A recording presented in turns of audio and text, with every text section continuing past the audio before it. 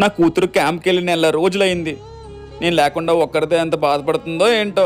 నెల రోజులు మా నాన్న పిసినారితనం నుంచి గట్టెక్కేశాను. కానీ మళ్ళీ ఈ రోజు నుంచి నా కష్టాలు మొదలు.